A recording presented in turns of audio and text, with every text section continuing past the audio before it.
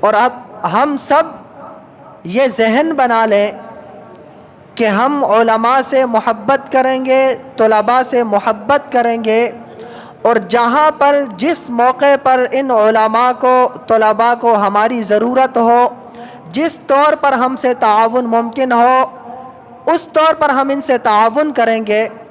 اور یہ بات ذہن میں ہونی چاہیے کہ تعاون کا مطلب صرف پیسہ نہیں ہوتا۔ جہاں تعاون کی بات آتی ہے تو ہم لوگ یہ سمجھتے ہیں کہ مولوی پیسہ مانگ رہا ہے، ایسی بات ہرگز نہیں ہے۔ تعاون کا مطلب یہ ہے کہ ان لوگوں کی حوصلہ افزائی ہونی چاہیے، ان کے پاس بیٹھنا چاہیے، ان کی بات سننی چاہیے، یہ بھی آپ کا بہت بڑا تعاون ہے۔ اور ان لوگوں کا ادب اور احترام ہمیں کرنا چاہیے۔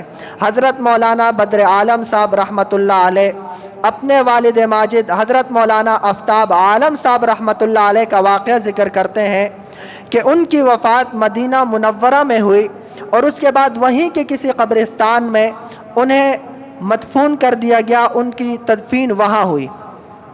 فرماتے ہیں کچھ عرصہ گزرنے کے بعد جب قبرستان مکمل ہو گیا تو حکومت کی طرف سے یہ اعلان ہوا کہ اس قبرستان کو برابر کر دیا جائے اور نئے سرے سے یہاں قبریں شروع کر دی جائیں۔ باقی جگہ پر قبریں بننا شروع ہوئی۔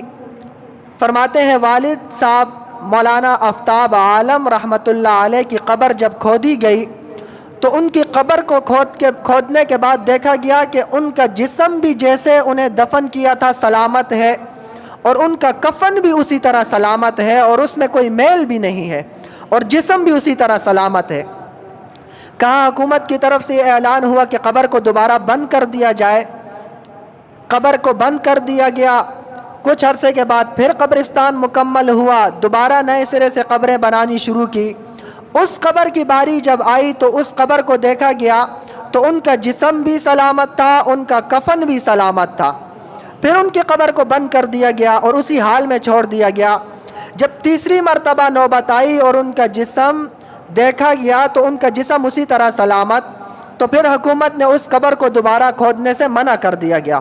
پھر آگے انہوں نے لکھا ہے اس کی وجہ یہ ہے کہ وہ علماء اور طلباء کی قدر کیا کرتے تھے، اتنی قدر کیا کرتے تھے کہ جس طرف علماء اور طلباء بیٹھتے تھے اس طرف وہ پاؤں بھی نہیں پھیلاتے تھے۔ اللہ رب العزت نے علماء اور طلباء کی قدردانی کی یہ دولت دی کہ قبر کے اندر ان کا جسم بھی سلامت، ان کا کفن بھی سلامت۔